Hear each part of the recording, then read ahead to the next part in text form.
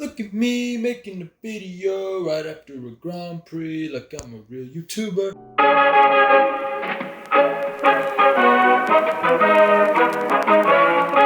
Hello everyone.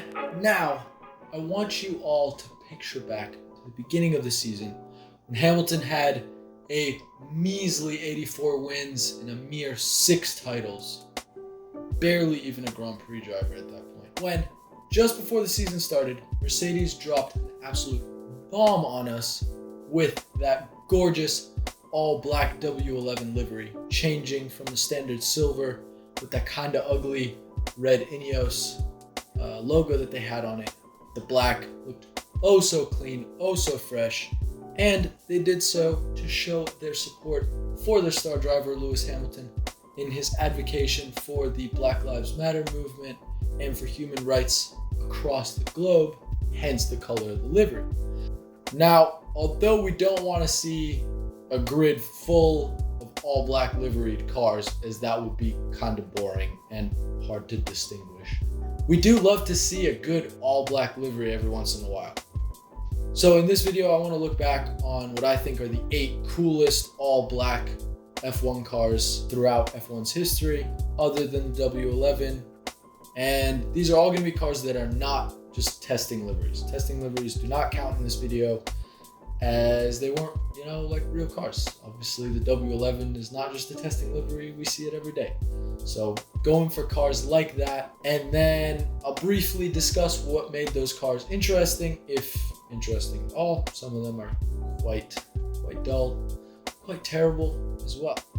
So without further ado, let's get into number 8 on the list, which is the 2001 Minardi PS01. Now, as many of you may know, this car is famous largely for being Fernando Alonso's first F1 car and absolutely nothing else. The PS01 scored no points in the 2001 season. It's a pretty interesting looking car with a very sharp, kind of unique low front end. The livery gets this, white triangle up front, kind of reminiscent of the Parmalat Brabham cars. You get little touches of like rectangular gold, some other advertisements up on the front wing. Overall, nothing special, hence 8th on the list. And in 7th, we have the 2015-2016 McLaren MP430 and 31. This was another terrible car that Alonso drove. Alonso black livery curse confirmed. And these two cars had constantly evolving liveries. They were kind of all different versions of black, so I just kind of put them together. The main theme being a black carbon setting, background with orange red ribbons across the car. They sort of look like flames, and it was sort of tacky, which is why it's quite low on the list. Of course, we all know these cars started the disastrous second McLaren-Honda partnership that helped in removing McLaren from the front of the F1 grid. So that was a shame. Now, up next in 6th place, we have the Ferrari F2001 Monza. This was kind of a strange one to include. I was sort of hesitant to include it in general, but I love the way this car looks, to be honest, kind of why I put it on the list. And it has that all black nose cone, and it's a sponsorless car. They basically removed pretty much all the sponsors, kind of like a representational moment of silence in a sense for victims of the 9/11 attacks that had happened just a few days, I think, before the race. They were not the only team that did, these kind of special one-off liveries for that race, but theirs had the black, and this is pretty much the only time we've seen, serious black on an important part of a Ferrari.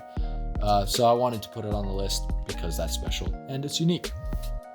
And then in 5th on the list, we have the 1994 Sauber C13, and this is basically a checkered flag with a Mercedes engine. Car is chaotically adorned with white checkers and even a Tissot wristwatch on the nose. So suck that, Tag Heuer.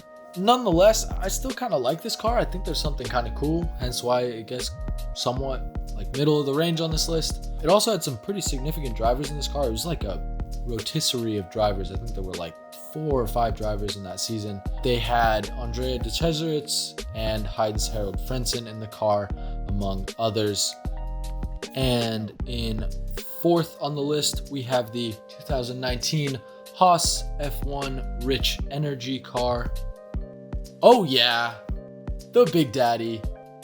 Very similarly livered to another certain car higher on this list.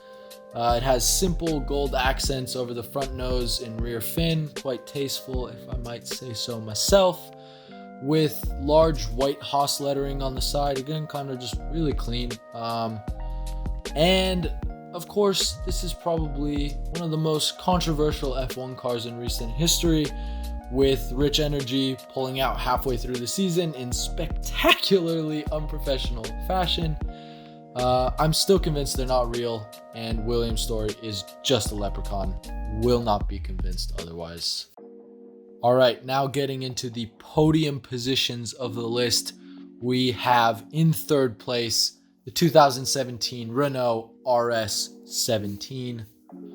This is the first of the black Renault cars that have become kind of part of the team's identity for the time being, until they become Alpine next year. Assumingly they'll go kind of bluish next year. Anyway, because this is the first of that pack of cars, I just decided to include that one. Understand that technically speaking, this car is kind of like half black and half yellow. I figured it's enough black that it counts as a majority.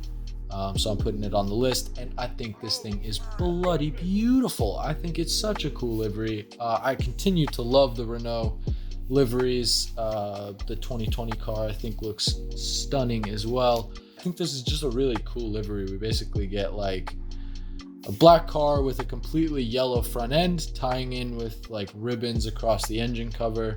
This car finished the championship in 6th, with the 8 most important points being scored by Mr. Palmer himself in his sole points finish for that season in Singapore. So yeah, love it or hate it, I think this livery is really neat, almost kind of like a dart frog, and clearly Renault has liked it too as they continue to evolve it. And now coming in 2nd, we have the 1993 Sauber C12, the second Sauber on this list. Right off the bat, if you want a black F1 car, this is the one to go for. Pretty much a block of black with white wings at either end and either red or yellow mirrors depending on how the car was feeling. You'll notice the concept by Mercedes-Benz on the engine cowl, which is a nod to the successful partnership between the two in Group C, with the C9 and the C11, with a certain Michael Schumacher behind the wheel. The engine was built by Ilmor, but it was in association with Mercedes. It wouldn't become a full Mercedes engine until the following year. And this car did all right throughout the season. It scored points in 6 races, which in the 90s, when you only got points from 1st to 6th, it's not bad, not bad. And coming in 1st place, your black livery winner, the 1972 Lotus 72D John Player Special. Autosport recently named it the greatest competition car of all time. It is liveried, strangely enough, in both the gold leaf and the JPS livery for that season. The latter with thin gold lines accenting the iconic body, with a solid block of gold on the side pod surrounding a black number, and gold wheels. So cool. What can I say? I'm a sucker for iconic cigarette liveries. JPS, Rothmans, Marlboro, you name it, I love them. So therefore, comes as no surprise that this is my favorite.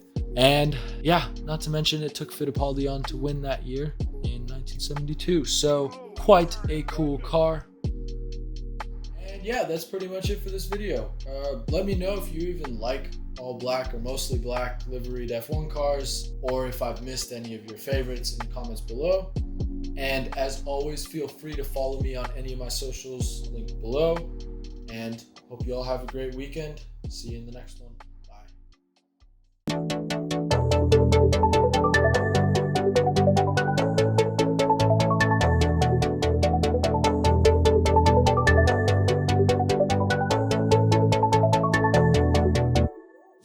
you.